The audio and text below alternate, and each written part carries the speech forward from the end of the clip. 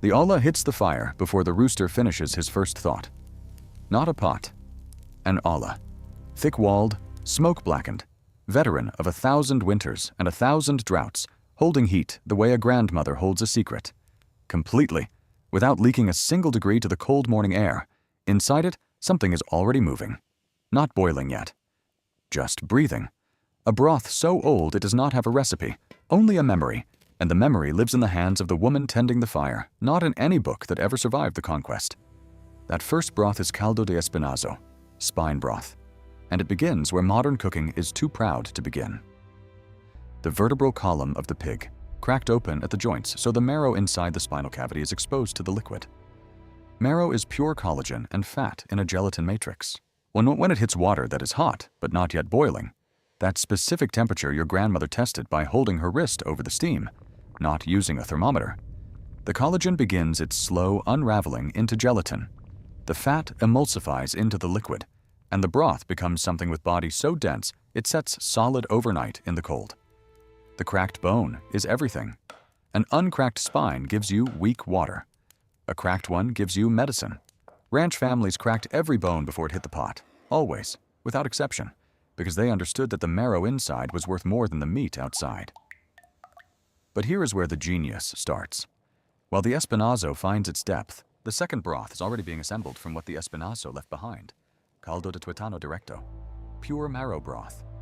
Long femur bones. Yash the big leg bones of the cow, sawn crosswise into cylinders so the marrow is exposed on both cut ends, roasted directly on the comel until the marrow inside softens and the edges begin to caramelize. Then into boiling water with epazote, garlic browned in its own skin directly in the flame, and nothing else.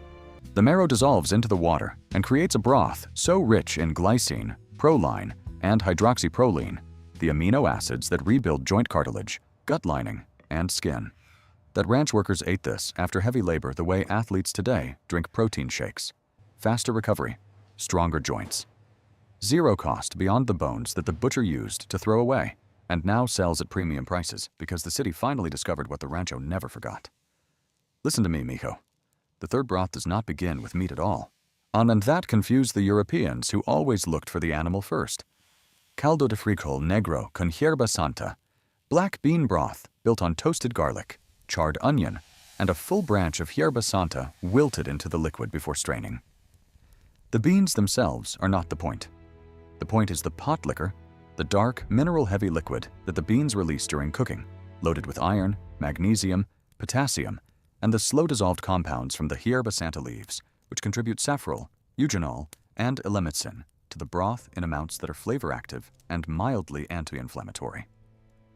Ranch workers who could not afford meat daily drank this broth in the morning the way city workers drink coffee. It warmed without caffeine, fed without spending. And the hierba santa came from the wet corner of the yard where it grew wild against the fence without being asked. The fourth broth is the one that made the ranch dogs jealous and the city visitors uncomfortable. Caldo de cabeza. The entire head of the goat or cow, singed over open flame to remove surface hair, split at the jaw, simmered for 8 hours, in a pot large enough to hold it with water, dried chiles, and the charred halves of a full head of garlic. What the head releases into that water over 8 hours is a catalog of every gelatin-producing tissue the body contains. The cartilage of the ears, the collagen of the face skin, the fat of the cheeks, the gelatin of the eye sockets, the dense protein of the tongue. The resulting broth does not just coat your spoon, it grabs it. And chilled overnight, it becomes a solid terrine that you slice with a knife. The ranch served it hot, in clay bowls with lime and dried oregano rubbed between the palms until the oils released. Never ground, always rubbed, because grinding destroys volatile aromatics that rubbing releases intact. The fifth broth walks in smelling like the forest floor after rain, and it belongs to the mushrooms that grow wild on oak logs at the edge of the ranch property after the first wet season rains. Caldo de hongo silvestres, wild mushroom broth, begins with the dried mushrooms, not the fresh ones. Drying concentrates the glutamates in the mushroom tissue to a level that fresh mushrooms cannot achieve. When those dried mushrooms rehydrate in hot water, they release those concentrated glutamates into the liquid, creating a broth with umami depth that rivals any meat stock. Add the soaking water. Never discard the soaking water because half the flavor has already dissolved into it. And you have a base that ranch cooks used as their universal flavor amplifier, adding it to every other broth that needed rounding. The mushrooms grew for free. The drying cost only sun and air. The flavor was worth more than the meat it sometimes replaced. Forget the expensive tools. The sixth broth hides in the tomato vine at the end of the season. Caldo de jitomate asado. Not fresh tomatoes. The split, overripe, nearly rotten tomatoes that are 2 days past selling and 1 day before composting, laid cut side down on a screaming hot clay comal until their skins char and their flesh collapses, and their sugars caramelize into something dark and complex. Those charred tomatoes dropped into simmering water with charred garlic and a torn, dried pasilla chile create a broth so deeply flavored it needs no meat, no salt beyond what the char provides, no stock as a base. The caramelization of the tomato sugars produces hundreds of Maillard reaction compounds, the same compounds that make roasted meat taste like roasted meat. This is a vegetable broth that tastes like it contains something it does not. Ranch cooks made it when the animal stock ran low and guests arrived unexpectedly, and no guest ever suspected the meat was absent. The seventh broth is the one the ranch hands drank before sunrise on cold mornings. Caldo de chile colorado with beef tallow, dried guatillo and ancho chiles. The seeds and veins included because the veins contain capsaicin at exactly the concentration that dilates blood vessels and raises core body temperature from the inside, toasted dry on the comal until fragrant and just beginning to soften, then soaked in hot water for 20 minutes. The soaking water and chiles blended together with garlic, cumin toasted in dry clay, and oregano rubbed between the palms, then strained into a pot where a tablespoon of beef tallow from the previous day's cooking was already melting. The fat-soluble compounds in the chili, the carotenoids that give it color, the fat-soluble capsaicinoids, dissolve into the tallow and distribute evenly through the broth in a way they never could in a fat-free liquid. The broth glows red-orange and coats the inside of the clay bowl. One serving, and you are warm from the sternum outward for 2 hours in freezing ranch air. This was the ranch hand's central heating system. Listen to me. The eighth broth is the ghost of the harvest, and it only exists in the weeks immediately after the corn comes in. Caldo de elote, corn cob broth. The stripped cobs, the ones your grandmother would not let anyone throw into the fire yet because they had one more job to do, simmered in water for 3 hours with a piece of charred onion and dried herbs. The cob releases residual cornstarch, corn sugars, and corn-specific aromatic compounds into the water. A sweetness that is not sugar sweet, but grain sweet, like the smell of a tortilla in the moment before it comes off the comal. Ranch cooks used this broth as the liquid base for atole, for tamale masa, or for cooking the next batch of beans, giving everything it touched a subtle layer of corn flavor without adding corn and without spending anything on an ingredient that was already considered used up and finished. The ninth broth is where the ranch's relationship with the maguey becomes liquid. Caldo de pencas de maguey.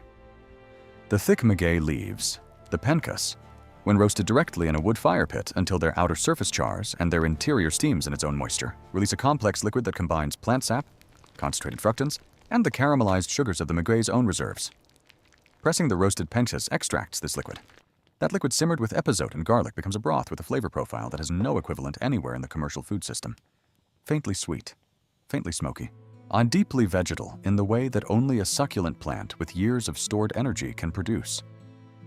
Ranch families in Oaxaca and Hidalgo made this broth during the dry season, when the garden produced nothing and the maguey still stood on the hillside exactly where it had always stood, patient, full, and generous.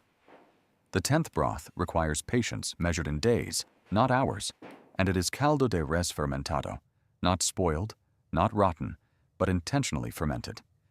Beef bones simmered for 6 hours. The resulting broth cooled and left covered in a cool corner for 48 hours, allowing naturally occurring lactobacillus bacteria from the environment to begin a mild fermentation.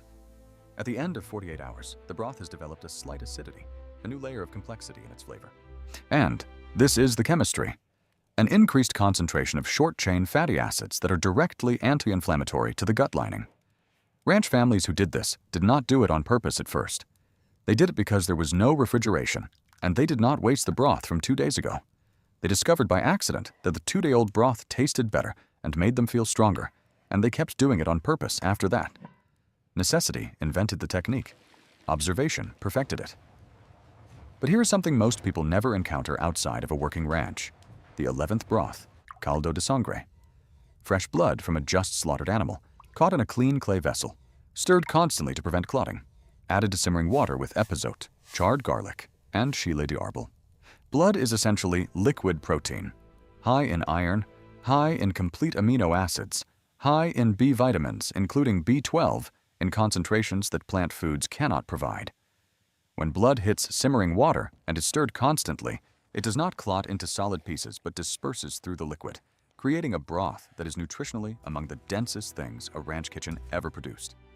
It was the broth made on slaughter day for the workers who had been laboring since before dawn, a fast, complete nutritional recovery in a clay bowl that cost zero because the blood would otherwise drain into the dirt. The 12th broth grows in the shade where the nopal grows thick. Caldo de nopal con tomatillo. Young nopal pads, the small ones no wider than your hand, which have the highest mucilage content and the least woody fiber.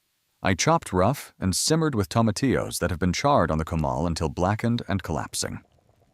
The tomatillo's natural acidity breaks down the mucilage from the nopal, preventing the broth from becoming slippery and instead creating a lightly thickened, deeply tart, verdant broth. The nopal contributes soluble fiber, magnesium, and its own mild vegetal bitterness that the charred tomatillo cuts cleanly. Ranch workers ate this to regulate digestion during the heavy meat seasons of slaughter time. The two ingredients grew within 20 feet of each other on every ranch in central Mexico and required nothing but a sharp knife and a hot comal. The 13th broth smells like rain before it falls, and it only exists where someone has kept a garden of medicinal herbs alongside the kitchen. Caldo de hierbas medicinales. Sonata tea, not an infusion. A full simmered broth built on chicken bones as its base and finished with a bouquet of whatever the healer's garden offered that week. Hierba buena for the stomach, manzanilla for inflammation, ruda for circulation, estafiate for fever, polio for respiratory function. Each herb contributes its volatile oils and water-soluble compounds to the broth at a concentration above what a tea achieves, because the simmering continues longer, and the bone base draws the compounds deeper into the liquid through the natural surfactant action of the fat dissolving from the bones. Ranch mothers made this for sick children, for women recovering from childbirth, for workers who came in from the cold with the beginning of a fever. It was diagnosis and pharmacy and kitchen in one pot. Listen to me. The 14th broth is the most violent thing in this kitchen, and it is caldo de chiles toreados, chilies that have been pressed directly into the flame of the wood fire, turning and pressing, until every surface blisters and chars, and the flesh inside steams in its own moisture, and the volatile aromatics in the skin convert through pyrolysis into compounds that do not exist in raw or simply cooked chilies. Those fire-blistered chilies dropped into simmering water release a smokiness and a roasted depth that no commercially prepared chili product can replicate, because the reaction requires direct open flame and a confident hand that does not pull the chili away from the fire too soon. Ranch cooks held the chilies in the flame until they were almost destroyed. That is exactly when they were perfect. The 15th broth is the winter broth. They made when the garden is empty and the storehouse is all that stands between the family and hunger. Caldo de reserva, the reserve broth, assembled entirely from stored and dried ingredients.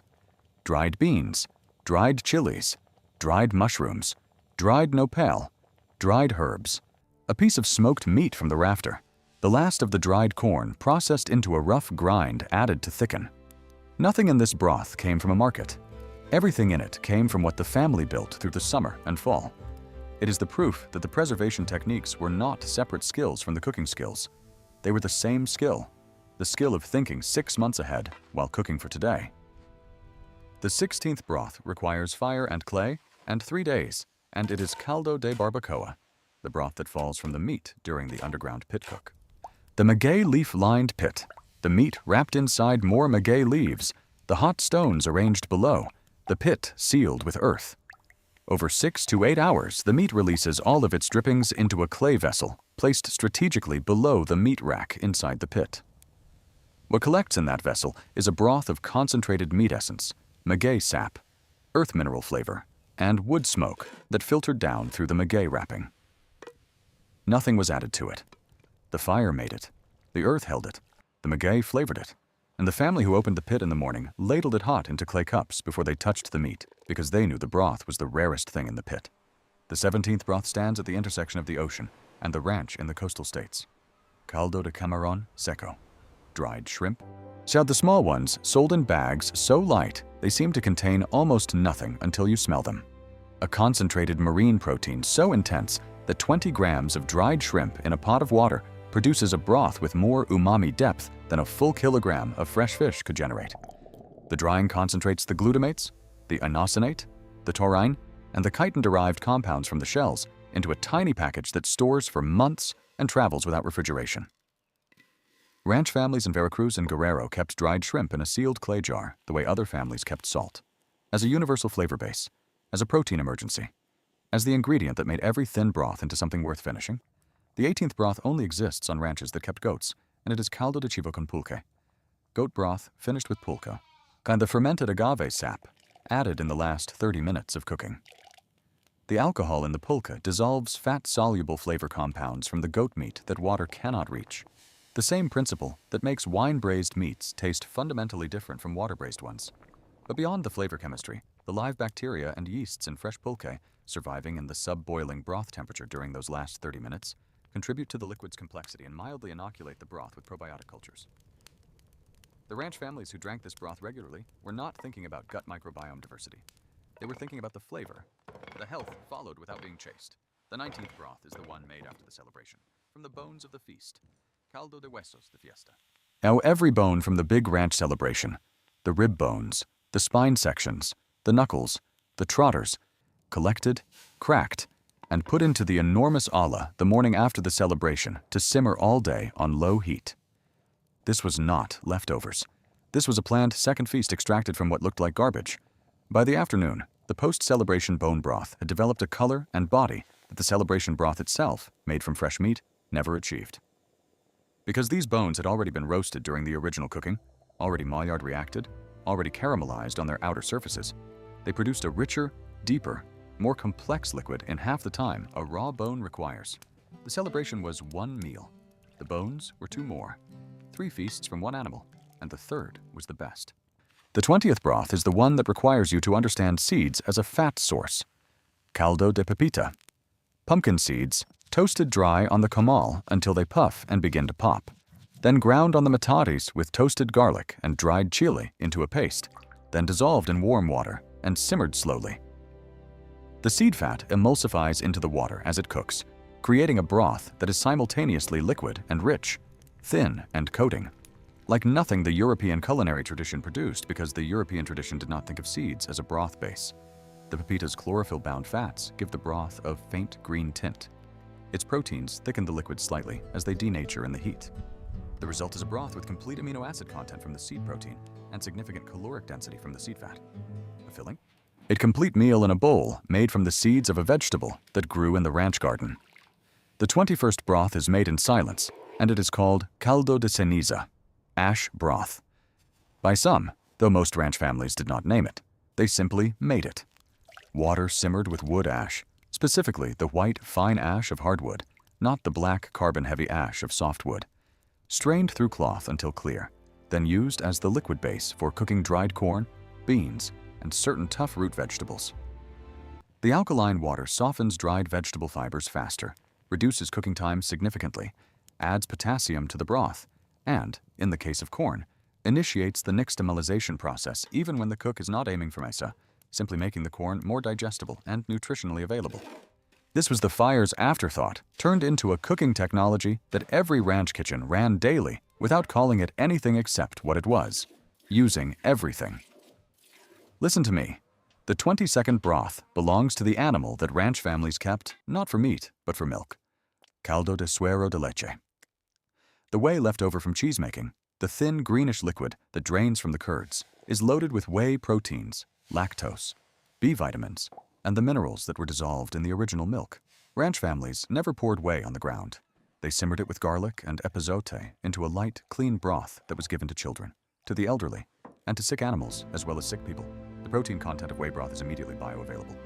Whey proteins are the fastest absorbing proteins in the human diet, which is precisely why modern sports nutrition sells whey protein at enormous cost. The ranch made it for free every time someone made cheese. The cheese cost money. The broth was free. The broth, gram for gram, fed more. The 23rd broth comes from the tree that most people see only as shade, caldo de flor de calabaza. The blossoms of the squash plant, picked in the early morning before they close, are delicate and brief, and completely free to anyone with a calabaza vine in the yard. Simmered in a light base of onion-charred water with epazote and a single chile de agua split open, the blossoms dissolve partially into the broth, releasing their carotenoids, their folate, and their delicate vegetal sweetness into the liquid. What remains is a broth that is bright yellow-orange from the carotenoids, sweet from the flower sugars, and so light in body that it serves as a palate cleanser between heavier dishes at ranch celebrations. It only exists for the 3 weeks that the squash is flowering, and ranch families knew those 3 weeks and used every blossom the vine offered. The 24th broth is the proof that nothing on a ranch died without serving the kitchen. Caldo de menudo, the stomach lining of the cow, the tripe, cleaned in lime water, scrubbed against itself until the smell changes from animal to neutral, then simmered for 6 to 8 hours until the collagen in the stomach wall converts to gelatin and the tissue becomes tender enough to yield to a spoon. The broth that results from this long cook is opaque, white, and gelatinous, so rich in collagen-derived gelatin that a cold bowl sets to the consistency of firm jello. Ranch families ate menudo on Sunday mornings and after celebrations for a reason that science has now validated. The glycine and proline in the tripe's collagen are the primary substrates for rebuilding the gut lining, and a bowl of menudo after a night of celebration and alcohol is performing genuine intestinal repair at the cellular level. Your grandmother told you it cured the hangover. She was describing biochemistry with the vocabulary she had. The 25th broth, and this one asks you to sit down for a moment, is caldo tlalpeño. And unlike the others, this one has a name that survived because it was good enough to cross from the ranch into the city, though the city version is a tourist's approximation of the real one. The real one begins with a chicken that lived outside, and that ate insects and seeds and moved every day of its life, whose fat is yellow from the carotenoids in the grass it ate, whose bones are dense from the calcium in the same grass. That chicken, whole, in an olla with a chipotle chile, smoked, dried jalapeno, charred garlic, raw chickpeas, dried epazote, and nothing else. 6 hours on the lowest possible heat, the surface of the broth barely moving, just the faintest shimmer of convection, bringing the fat from the chicken's skin up through the liquid and back down again in a continuous slow cycle that emulsifies the fat gradually rather than leaving it sitting in a greasy slick on the surface. The chipotle slowly releases its smoky capsaicin compounds into the fat as it rises. The chickpeas release their starch into the broth as they soften.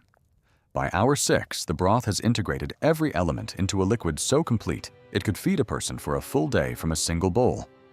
That is 25 broths from 25 fires that burned without electricity, without gas lines, without anything the modern city considers necessary for cooking. Each one of them is still reproducible today with ingredients that cost less than a bag of chips at the convenience store. Each one of them carries more nutrition per peso than anything that ever came in a Tetra Pak carton with a nutrition label on the side. The olla is still on the fire. It has always been on the fire. The ranch did not wait for permission from the market to eat well, and neither should you. The bones are there. The herbs grow without being asked. The fire knows what to do. You only need to remember what your grandmother never forgot, that the broth was never the leftover. The broth was always the point.